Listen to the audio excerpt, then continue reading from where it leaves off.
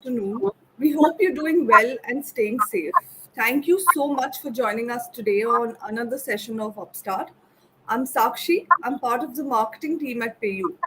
As you all know, PayU is one of the leading payment service providers in India, and we're across sectors like airlines, SMBs, and the startup community at large.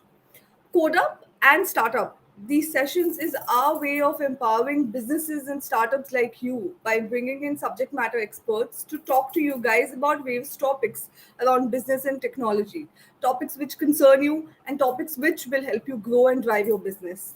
Our today's session on Upstart is on finding co-founders in early teams, something which is very much interesting and very much knowing for everyone who's looking to start a startup or maybe is already in process. And joining us here is Sandeep Balaji, founder and CEO of IncrementumX.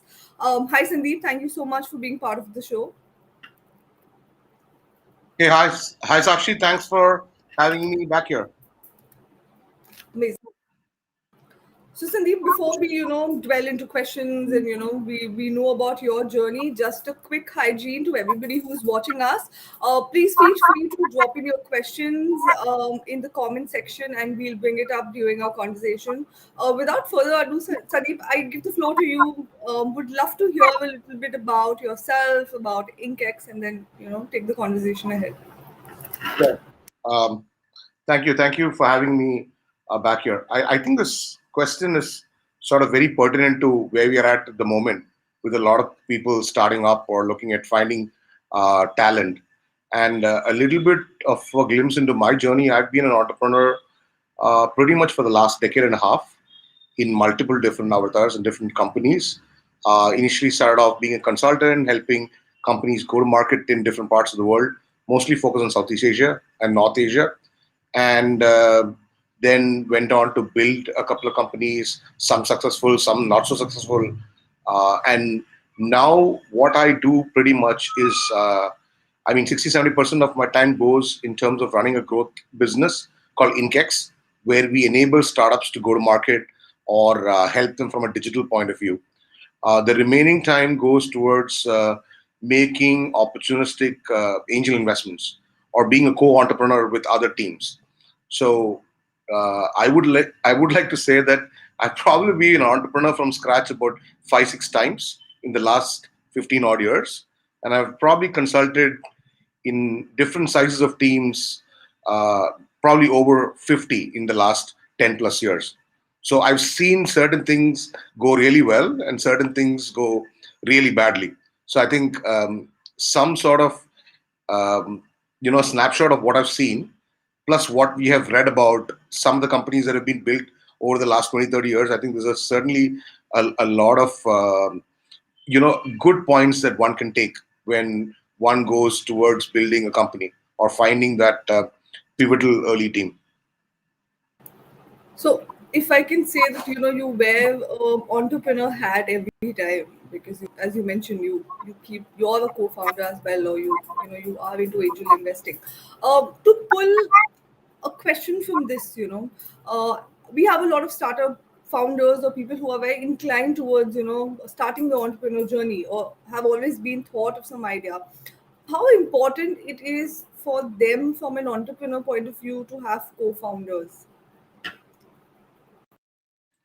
Sure. I think I wish I can just get away by telling you just depends. Um, but let me just step back here for a moment and say that if you want to be in business, you don't necessarily need a co founder. If you want to be a freelancer or start a service sort of a business or a company, you don't essentially need a co founder because you eventually would learn how to leverage your time and your skills and get people to do work that you don't want to really do work and build the org around that. However, if you want to build an enterprise or a startup which is into a new area of technology or which is into something different, or you want to distribute something, or you want to cater to a new audience, then I think it is very, very relevant that you have a co-founder or co-founders in the mix because of various reasons, and I can we can get to that various reasons. But yeah, so I think in short, I probably must have semi-answered your question. If you're starting a business or if you're a freelancer, you don't probably need a co-founder. But if you want to build a product uh, or a startup, then I think it's very important for you to have a co-founder. Understood. And considering, point B, someone who's looking to build a large enterprise, something from scratch, maybe in a new market, um, what could be maybe the journey to find a co-founder? And if you could capture some fitment areas, what are the key fitment areas somebody should look at while exploring to, having a co-founder on board? Sure. So the various ways to find co-founders, and normally, if you see at the history of business, normally it is somebody who's known somebody else at a work setting or at a club or some other association. That person already knows somebody, and that's how they eventually figure out how to work together, right? Today, it's become very, very sophisticated. You have platforms that allow you to find co-founders. In fact, even Y Combinator and other accelerators across the world have pooled together a lot of resources and people trying to pair up other people with projects. You have examples I can give you is Y Combinator for one. You've got you have Odesk. You have got multiple other places where you actually can basically find co-founders. So it's not as difficult as it was uh, in the pre-social era.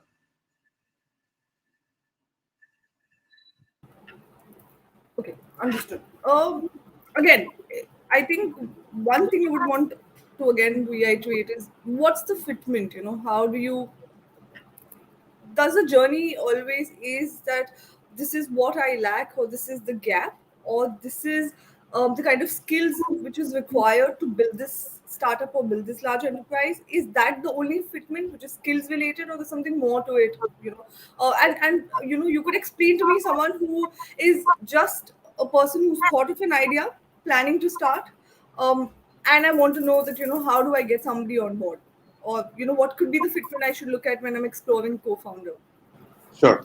So there are multiple different parameters that one should ideally look and gauge a co-founder, right? So one and the natural thing that everybody will talk about is skills or specific expertise that somebody brings Right. to the table, and that could be in multiple areas. It could be either in functional expertise, it could be in technology expertise, it could be in finding capital investors expertise. It'll be in multiple different areas, right? So that's one part of it. The second sort of more important part that I think makes sense is to kind of figure out the emotional involvement of a person to solving a problem or working together to build something. Now, I mean, whatever I'm saying is probably a little intangible and not really correlated, but you have to understand that um, you have to work or find co-founders who are probably in the same maturity level, who probably have similar financial standing, because startups are all about holding as much of air as you can underwater and then coming out to gulp the air when you're almost out of breath. Right. So I think it's very important for you to kind of figure out which stage that particular person or people are in their lives, right? Right. Right. um, and I think the other thing that I have really realized over the last so many years is that you need to find those negative attributes in yourself which get complemented by your co-founder, right? Right. So you could have co-founders who are very good in product that get coupled with people who are very good in GTM or Okay. Right. marketing, etc. Or so that sort of a yin and yang is quite important, not just from a business enterprise point of view as well, but it's important from the emotional journey that building a business entails, right? So you're going Right. to see a lot of people will tell you that running a startup or running a business is healing not 4 seasons, but like a couple of 100,000 emotions every day. Right. So it's very important to be in that journey with uh, people who literally can take your back, can cover your back. So those are those are some of the most important things that one needs to consider. You don't normally get it right the first time around because of a variety of reasons. I mean, like for example, in the Indian context, you have a lot of social stigma, or you used to have a lot of social stigma about running startups, and to get married, you need to have a decent job, or you need to be doing something worthwhile with the brand X, Right. whatever. So all of those things need to be taken into consideration. You need to have those deep discussions with people who intend to work with you, or you intend to invest in, to really figure out if they're worth your money or your time. Right. Understood. We have two questions. I'll quickly pick those up. Okay. One is, what are some of the common platforms to look for co-founders? I think you didn't mention one or two. If you could maybe just do a Sure. recap. Sure. I mean, I would not be the best person to answer this question, but I would strongly recommend you to take a look at the Y Combinator finding a co-founder platform that they have launched. That's one. You can take a look at Odesk. You can look at Find Me a Co-founder. Uh, and interestingly, today you have got most of these accelerators, incubators globally who have sort of co-founder matching as well, right? Let me just step away from the whole online platform. You could find a co-founder by going to the gym. You can find a co-founder by going to the local meetup group, whether it is Drupal or WordPress development or whatever. So it doesn't have to always be online. Leverage on your network, leverage on your interest area and the context of things, and you can find a co-founder. For example, I built a business with a co-founder I met in the gym once, long time back. I used to go to the gym quite regularly back in the day, but I met a Japanese guy at the gym like 10 years back, and we actually ended up building a business together just because there was a common bond, some common interest, and yeah. So there is no one shortcut. There's no hard and fast way to do it. I think we just like explore as much avenues as you can to find the right fitment of, which is a balance of skill and emotion, is what I've kind of picked it up. So one of the analogies I try to use regularly is because I travel quite a bit for Right. pleasure as well, and because we have a digital nomad sort of a life, it's like finding a travel buddy.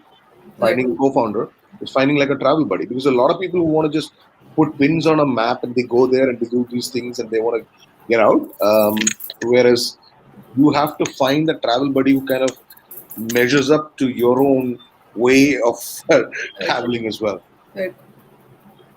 We have one more. Number of co-founder is good for any new startup. Okay, what number of co-founders are good for any new startup? Yeah, thanks, Sheetal, for that question. I wish I had the magic wand. Well, when you want to pitch to a venture capitalist, typically they say that single founders are not a great thing. I have seen some really fantastic single founders raise a lot of money, and build great companies, right? Right. Um, I would assume that somewhere between two to four would be the optimum number of co-founders. Well, I mean, you could probably take a look at Crunchbase, you could take a look at other platforms that kind of will give you an idea in terms of all companies that are getting funded and how many co-founders are there. But I would assume that from a decision-making standpoint and all of those things, an optimum number would be two or three or four. Yeah, but anything more than that is might get a little detrimental. However, it's all about the slicing and dicing properly, right? So as long as you're able to share the job roles and what you need to do, and so I think I've probably encountered a business which has 10 co-founders or 15 co-founders. It's a state of mind. It's a state of mind. For example, take a look at people like Zomato or Ola. Ola probably started with just two co-founders. Zomato had just Dipinder Goyal, but then over a period of time, there are other people who have been promoted to co-founders as well. So from an optimum number initially, I would suggest to start with two or three. And you're right, we've seen like so many startups with one co-founders, and like this is the IPO season. There's so many such names coming up, people who've actually built large businesses and actually made difference. So agreed. We have one more question, which is again a little stepping back to the basic concept of, why do you need a co-founder? I mean, is there a need? Like you mentioned, of course, you did give the two bifurcation, but is there anything beyond that? Why do you need a co-founder? Um, so it's like it's like playing tennis, right? So tennis is a lot more fun when you're playing doubles or any racket games for that matter, Right. right? Because you could be playing singles and you could be playing a lot of long rallies and being out there and taking those long balls, etc. Whereas when you have somebody to share the court with, you're sharing ideas, you're sharing strategies, you're having different perspectives, um, you have some amount of support for that emotional roller coaster, and you have other people to also take decisions when it comes to hiring, which clients, where to spend the money, all of that. So I think it's a great thing to have somebody to help you or a set of people to help you. And obviously there is the core expertise, right? I mean, if Right. you ask me if I were to build a business in health health tech, I would probably require somebody who's got a PhD or something in that particular related area, right? It's not possible for me at my age to go and kind of figure out everything for myself. But of course, there are exceptions and huge outliers like Elon Musk. But again, once you have a certain amount of status and money, then you can actually hire people to kind of do whatever you want for you. Right. Right. Sandeep, before we get into, covering the next stage, which is, early teams and, building foundation, of a startup, could you take us through what IncX does, your journey as a digital nomad, can we cover those areas before we move to, the next Sure. part of the topic? Sure. I think one of the things that I like to tell people is that I think the last time I really saw Cubicle was back in 2004, December. I've actually only worked for just one company full time before I decided to go to business school. So for me, digital nomad was the term was not invented back in the day, and I happened to be a sales BD guy for the last couple of years at Wipro when I was with Wipro in Japan. So it is kind of very customary for us to work out of wherever, be it in a hotel, be it in a be it in the train station, be it in a coffee shop, etc. And Japan is way ahead of the curve in terms of mobile connectivity and all of that kind of stuff. Right. So so when people started talking about digital nomadism and you had the 4-hour work week, which came out in 2007 and all of that, I thought it was a very interesting concept, but I didn't feel it too different from what life I led, right? So so that's one part.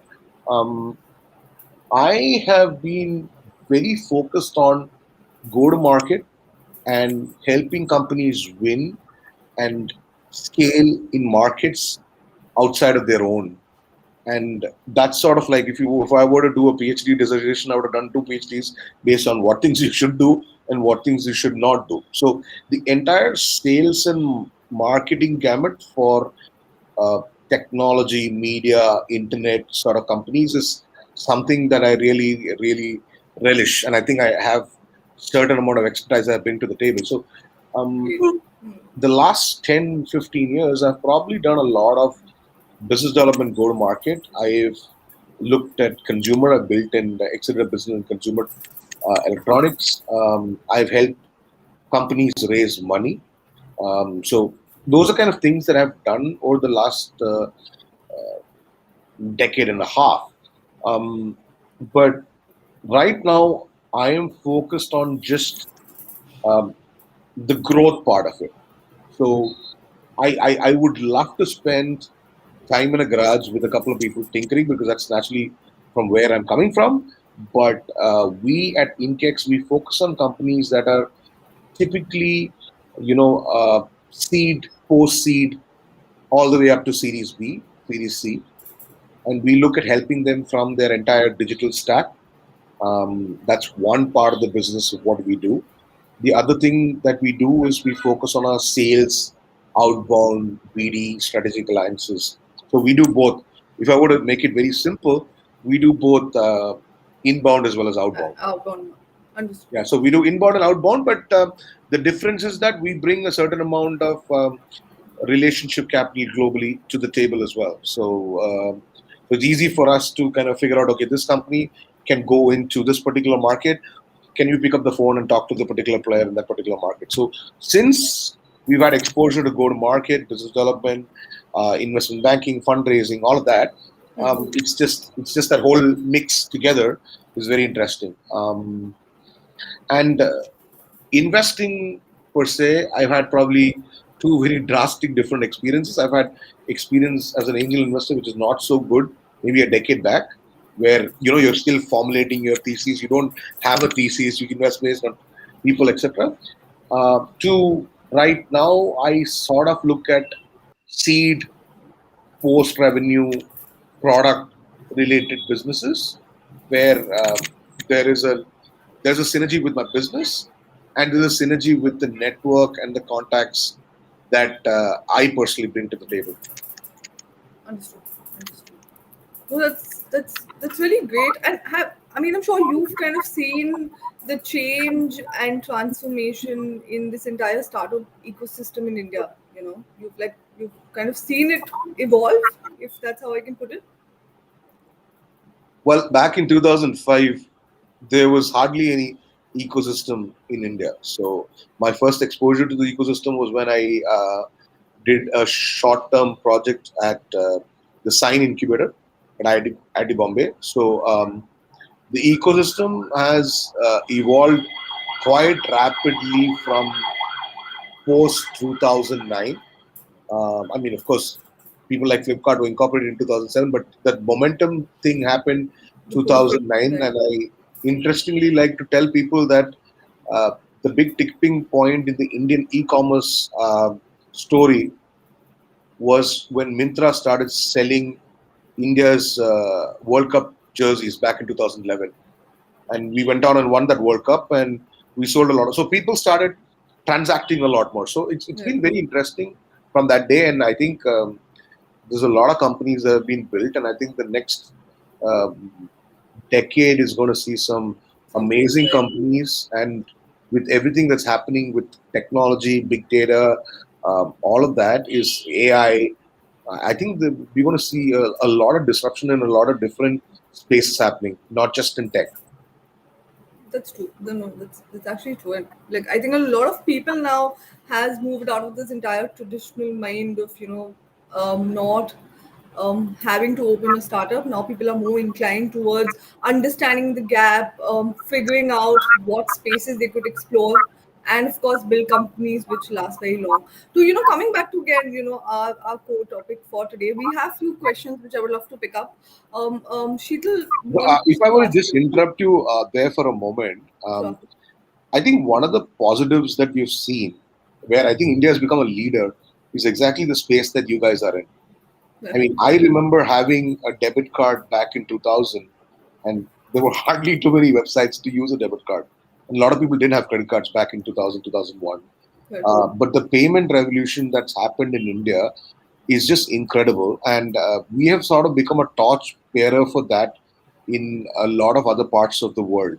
So, underbanked, I mean, I'm always a guy who likes to bat for the underdog. So you look at markets in Africa, you look at markets in Southeast Asia, LATAM, all of these guys have done really well when it comes to payments. They're doing very well in neo banking. They're doing Right. a lot of things in super apps, and that's fantastic because that's creating economic opportunity downstream, right? I mean, like for example, the number of people who want to go out and drive for an Ola or an Uber or deliver stuff for a Rappi in Argentina. So those kind of things are fantastic. Right. So that's true.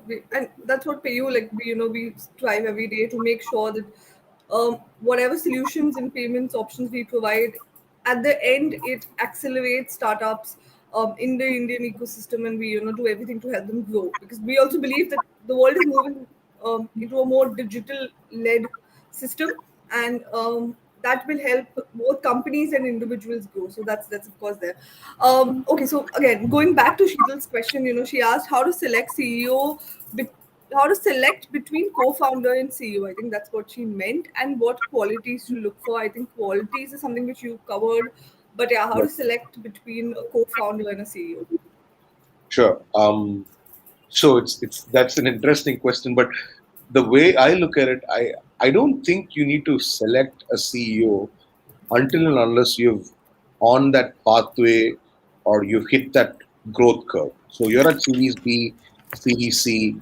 That's when probably the founders need to step back. There's got to be a fresh sort of hand that helps and holds things together operationally. I mean, take an example of probably one of the biggest companies that have been built in our lifetimes, Google. Google didn't have a CEO initially. It was just the founders running it, and then Eric Schmidt came in, and then he built that the advertising marketing revenue muscle, right?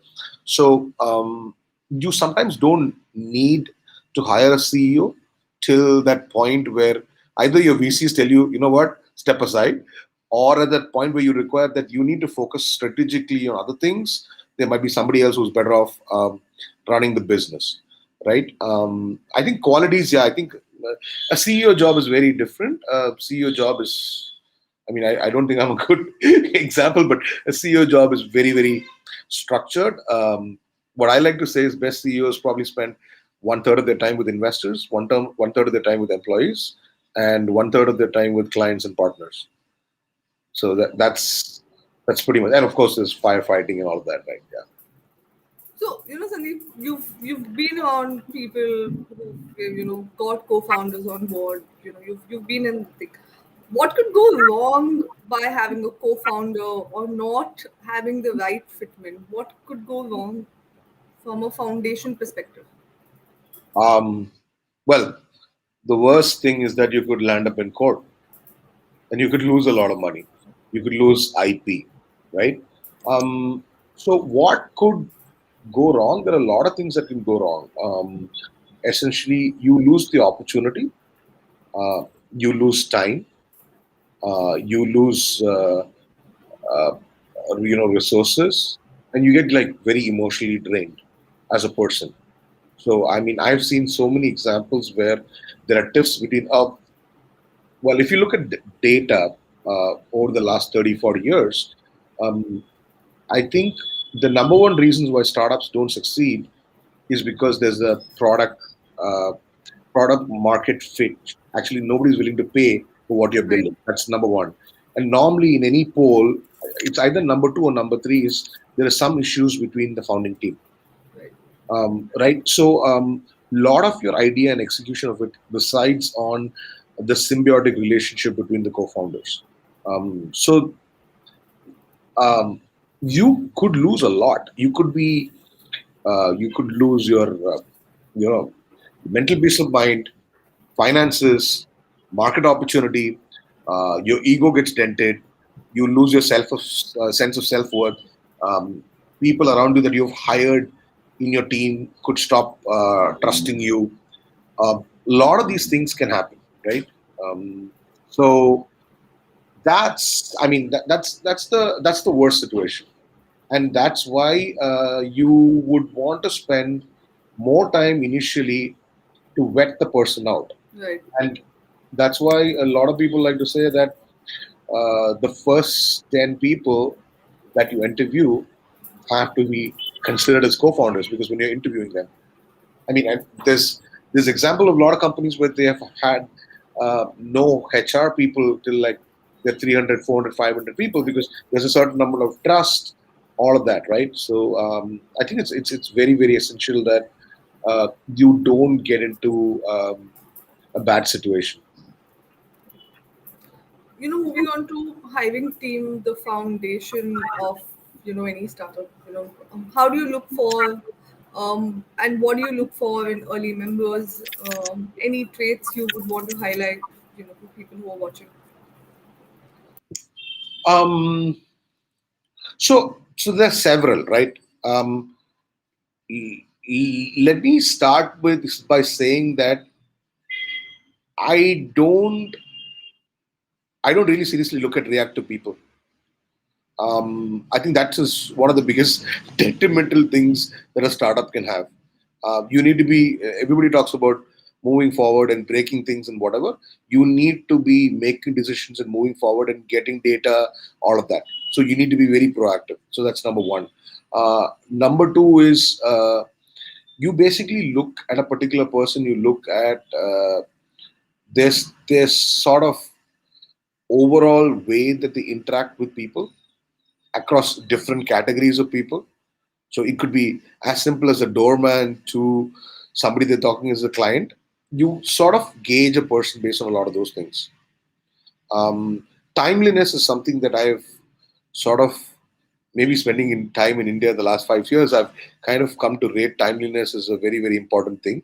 So when you say that you get things done, you either get things done or you basically preempt and say that this is not possible because there were certain things that was in the way, um, right? So I think these are probably some of the things that I would look. And again, somebody has very good domain depth. Okay, maybe I need to kind of a little bit of a segue is when you're an entrepreneur, you're always caught up between intellectual curiosity and execution. Right. When you're starting a business, your intellectual curiosity is probably 80% and your execution is 20%, right? But end of the day, you need to make money to Right. survive. Cash is king. That's what So you need to be driving towards something. So the people that you initially look at should be good at getting some outcome on their particular function. Like also sometimes it's very hard because people might be doing side hustles, must be Right. juggling a lot of things till they get funded. But I think it's so higher for attitude and proactiveness, and I think 80% of the decisions can be changed, can be um, can be rewired. Right. 20% are like really the very once decided can't change sort of decisions. So I would rather go for people who actually make those 80% decisions and then they actually come to you and they figure out, oh, I really, really screwed up. That's fine, Hmm. right? But early members are like foundation. They're the people who will help you grow and help you grow the idea itself, right? People who are driven by the passion or the hunger to bring that startup to the next stage. And I think that's the reason why this foundation is so important. And as you mentioned, cash is king. Uh, for an early startup founder or for an entrepreneur, I mean, budgets is something which is always there, right? How do you then hire, or how do you then build a team, with all such uh, difficulties or bottlenecks at hand? You sell a dream, right? You need to be a very good storyteller, and you need to be selling a dream. See, so I think it's very interesting. So CEOs are normally very, very, I wouldn't say straitjacket people, but they come into a business, they run a business, they can strategically take decisions and move that business to the next level. A founder or an entrepreneur is the dream merchant.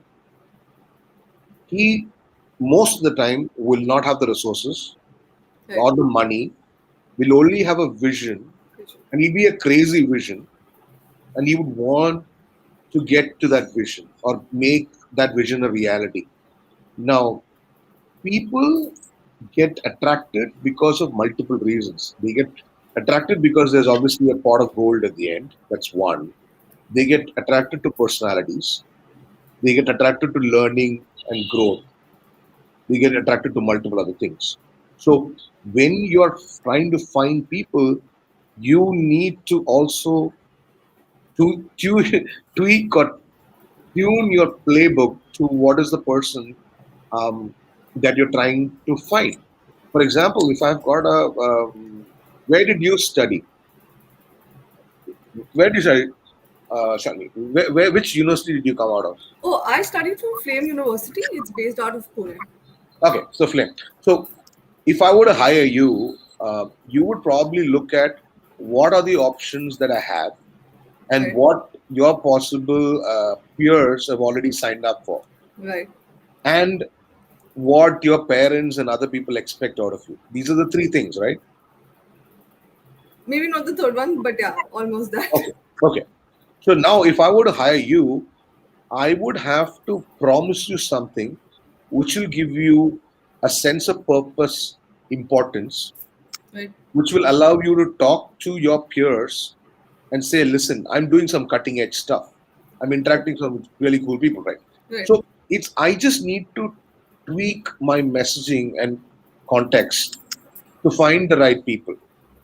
Um, at the early stage of a startup, I would have the time to do it, Right, right? So when you're bringing in a culture of people, those people have to understand the vision, the culture, etc., so that then they find people right. who are better than them. And I think it's a lot of management people say that when you have money, you got to hire the smartest person out there, Right. or so if you look at it one way, right? When Google was scaling back in 2004, 2005, when they went IPO, I remember they were hiring MBAs as customer service people, right? So once companies start generating a ton of cash, there's a lot of brand recognition. You can afford to throw out the money to find the people. Right. Um, but at the same time, let's take an example of it with Facebook. A lot of the core team of Facebook came out of that Harvard class. But Yeah, and even the first set of engineers and other people that they got on board, even after they shifted to California, were actually quite uh, they were sort of dorky in terms of they just wanted to sit in code. Even when they became really rich, they right. just wanted to sit in code. And that's been like the success of that very hacker driven company. So, um, so essentially, it's about selling dreams, it's about having the right context. Um, you're obviously another, actually, it's an interesting thing that you talk about it right now because today everybody's doling out a lot of cash. And people are talking about culture and cash and foreign trips, bikes, all of that. I think the essential thing that anybody needs to internalize is where do I need to get to? What are the skill sets that I need to have? What are the kind of colleagues that I need to work with? And what is the culture that the company presents to me and what I know is internal? So if you do a certain amount of due diligence, you would know whether you want to join or not, right? I presume you do the same thing at Of course. PayU. Yeah. Yes, of course. Of course. I think all these things really matter. Be it you join a startup or a large enterprise. Yeah. The correct fitment of this is what you want to do. Culture plays a very crucial role, and I think that's where early team for a startup or a founder is very important because it's more like for me as a marketer, it's like an automated process. Once I kind of get the right people, I've Yeah. automated the culture, and it will spread. While we're expanding it or while we're building. So that's exactly how it is. To kind of connect this into it, you mentioned that you have seen a lot of startups who've not had HR even when they had like, maybe 200, 300 employees, right? Again, like maybe a very simple question. When do you need an HR, or how do you build that whole recruitment thing in a startup? Like, is it okay to do it when you have 300, 400 employees, or you've seen cases where um, there is an early need to have an HR on board? So normally in services companies, you have a HR a lot earlier. So when you're at about 25, 30 people, about 50 people, you need some amount of HR support from the compliance, in terms of the appraisals, all of that kind of stuff. So I've seen HRs very early in a lot of services companies. Well, product companies, it's a different beast altogether, right? I mean, just look at proof and concept is like Freshworks recently went IPO, Right. and Girish is very very fanatical about culture, and just he came from Zoho, and Zoho is another Right. company that is super crazy about culture, and that's why the attrition is so low. I remember Freshworks didn't hire a HR till they were 300, 400 people, right? There are several other companies like that. I mean, look at for instance Atlassian. Nobody really thought of Atlassian and how big they will make it, and they didn't even have a sales guy. It was all inbound Boom. driven selling Yes. of Jira, which is it's a HBR case, right? If you look at it, so if you can, and my reference point for this is because I'm a big fan of Ricardo Semler, and he wrote this book called Maverick, and he talks about he built one of the largest companies in Latin America, and he sort of, I think, is from a HR speak point of view, it's decentralization. If you can empower the people working in the teams to do what is optimum for themselves and the company, and find the right people that they want to work with, Local. then a HR's job is very, very, it's kind of reduced to a great extent. It becomes like a more um, filing paperwork and all of those kind of things, which you can automate today, right? With systems, etc. Right. Um, so I'm not a big fan, but at the same time, and it's not that I'm not a fan, because today you can have outsource. Initial days, you can have outsource services where they spend time with their employees and all of that kind of stuff, and then slowly take it from there. I think culture is most important. If if you can spend a lot of time when you build a company and you build culture, I think then the HR costs will come down automatically. Sandeep, if I have to ask you, what in one line, according to you, is a great team?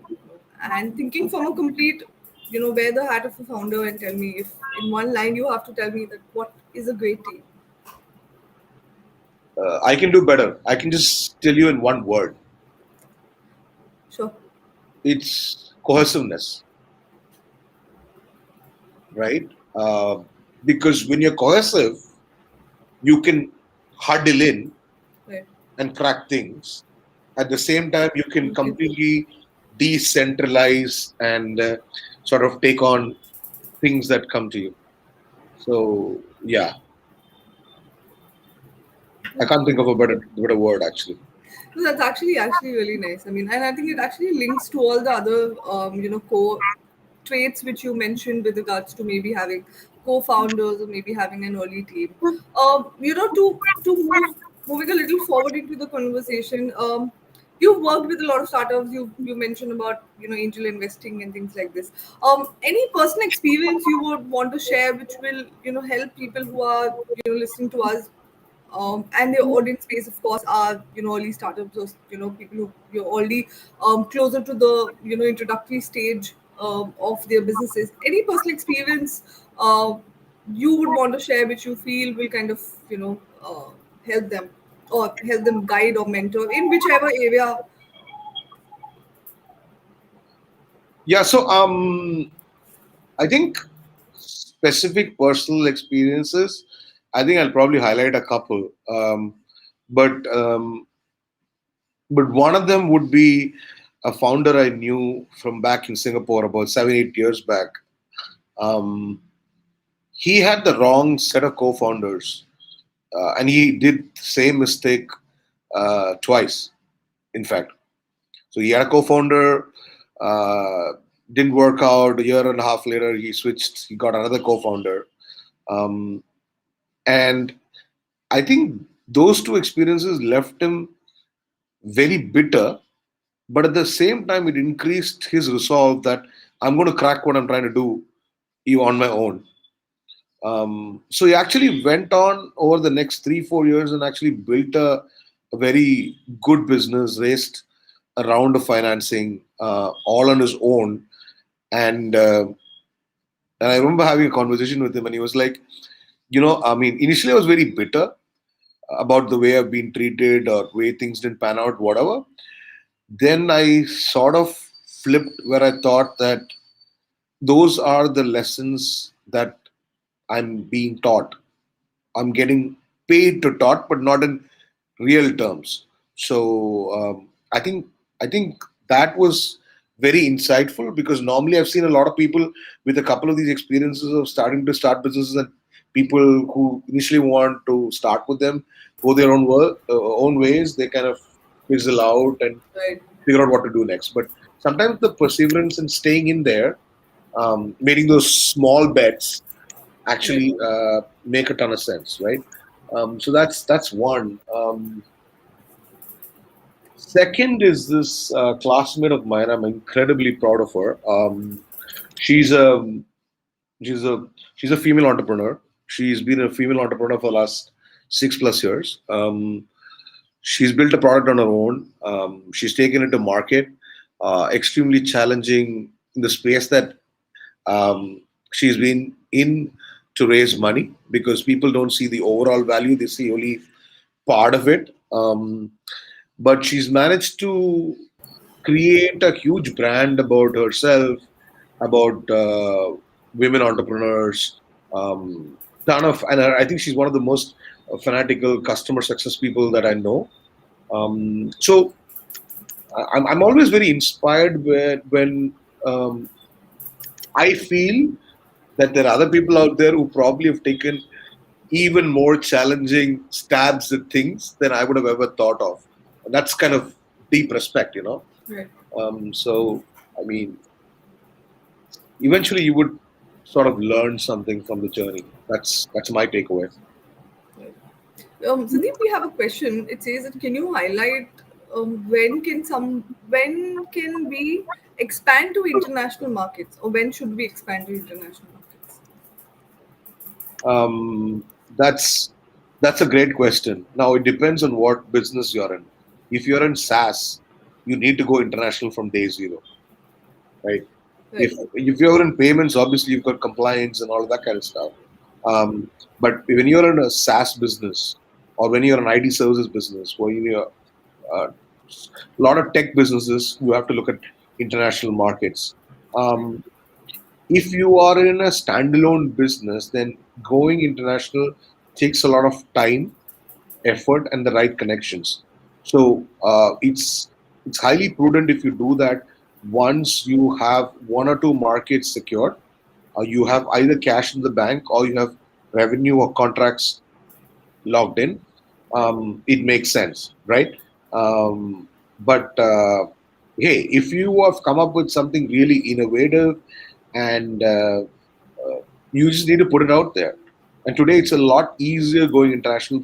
It's easier putting stuff up on LinkedIn and doing the content marketing to get Right. people to talk about you, and then you get inbound opportunities. Um, so I don't think I've done a good job in terms of answering this question, but it really depends upon the business that you're at, and if you've got benchmarks of other people who are in the same space, and how you've gone about and done it. Like, for example, if you look at 14, 15 years back, LinkedIn was a very US company. I mean, like, yeah, maybe 2004, 2005, LinkedIn was a very, very US company, and they didn't have even an office in London. And even though it's an internet company, but they built out the number of users, subscribers, and then they started international operations, right? So even conventional, when you think about an internet business, it could be really global, international from day zero. You still want to have a lot of things working before you step out. Sandeep, we have one more question, which says that does total time of work matters or affects productivity? Yeah, Productivity. actually, I think Manas That's asked me the question. yes, yes, yes. Okay, So I thought I'll pick it up. okay. No, actually, no. I don't. I'm not a I believe in doing the work when you have to do the work. But see, I mean, I lived in Japan back in 2002, 2003, and year after business school as well. And cultures like in Japanese or Koreans, they used to doing 70, 80, 90 hour work weeks. Right. Um, I am a firm believer that you need to optimize your time and do the work for how much you want to do the work. You can't overwork because that gets you jaded. Right. One of the reasons that I travel, I interact with people, I talk to entrepreneurs is because there is a certain amount of creativity, a certain amount of hypothesis that you've made that goes wrong. You understand new opportunities, etc.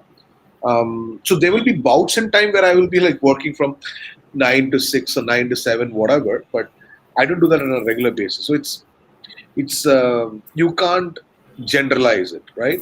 Um, as an entrepreneur, you typically tend to work long hours. When you're starting a business, you're putting a team together. You tend to work long hours, but um, sometimes taking breaks and switching off is actually more beneficial for you and your business. Right. Right. I think we've just got into remote working, but I think you've been doing remote working since a very long time. Yeah. Lot of I think a lot of sales BD people and people, for example, who are in tech, designing websites and all of that kind of stuff. Right. They've been in remote work for a decade and a half, Right. right? So it's it's not a big deal. But Right. so the other um, interesting thing to think about is you need to set your own schedule. So, because once you transition from a job to being an entrepreneur, automatically you have a lot of freedom, a lot of time, and all of that kind of stuff. So, Right. you can, in today's day and age, spend a lot of time on Netflix, spend a lot of time on social, but is Hmm. that getting you towards where you want to Very wonderful. go towards, right? Um, of course, you got things like digital wellness and all that in your phones these days, but I think it's you need to be very hard on yourself and accountable for your own time. Sandeep, so before we kind of end the conversation, any how to say, like, your mantra for to an entrepreneur, or any, how do I put it, like, maybe your mantra, or any guidance you want to give to these entrepreneurs who's watching, your key takeaway points to these people, people who are looking to have their own startups. Sure. I think the biggest thing that I can I can tell or convey the message is that don't look to be an overnight success. There is nothing called an overnight success, and it's kind of very. And I'm talking back in time when maybe 2006, 2007, 2008. I was probably gunning for the wrong things, aiming to build things too quickly, etc., etc. Um, so my suggestion is uh, focus on the long game, focus on yourself, focus on creating value to everybody, and things will pan out. Right. Um, that way, you also tend to put a lot less pressure on yourself. Right. Um, of course, everybody has to make money, everybody has to survive, all that, but you know, just focus on it's like, think about it this way. I mean, there's no two ways about it, but if you put money into a mutual fund or if you put money into a stock exchange, you look at it from a 3 to 5 year horizon because the nature of the asset class, Right. right? I'm not even going talking about crypto because it's an asset class that is yet to be defined because it's only 10 years old.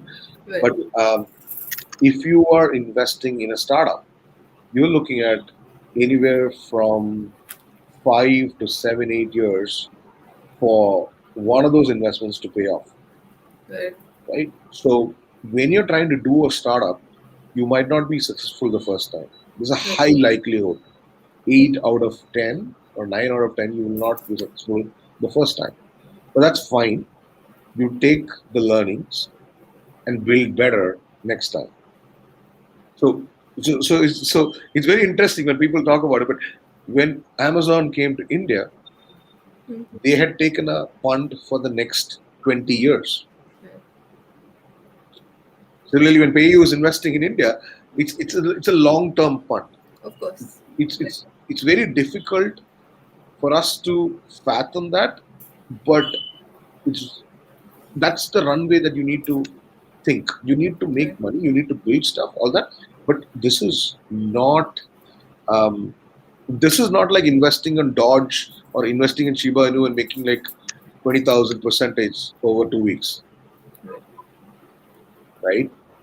No, agreed. Totally. Totally with you on that. And I think that's how businesses kind of operate, or visions are kind of formed. And before we part away, one more last question, something which I've picked up from the audience itself, that you've been into this whole investing thing. You been an angel investor. You know that space really well, right? And we're hearing a lot of news where these startups have picked up like huge investments, through various VCs and fundings. Again, to these people who are watching, maybe few key points to consider while they're getting into that phase of pitching to investors or looking out for funding. Anything they should look upon? Anything you want to kind of help them understand? Um, so one thing is very clear that liquidity and bust happens in cycles, and we are at a position right now which is similar to several other positions in the last 10 years where you got excess liquidity, right? Right. So when you have excess liquidity, you try to pitch and get as much cash as possible. Right. The downside of this is that once you take the cash, you have to deliver, right? Right. So when there will be a natural inclination to go out and pitch and really be overtly optimistic about your chances, which is fine. But as long as you can double it up with execution, right?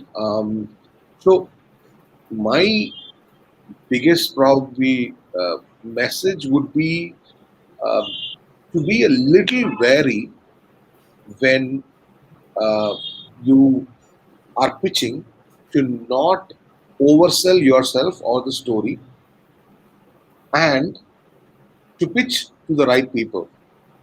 So do a certain amount of due diligence on investors as well to see Right. if there's a fit and what is their pain point. The pain point that I will be trying to solve, or is that sectoral theme? Does it work out? There are other companies in the portfolio, all of those kind of things. Right. So, for example, if I'm doing fintech, I would want to go to fintech VCs who've done something, and those guys don't have any overlapping investments with what I'm trying to do.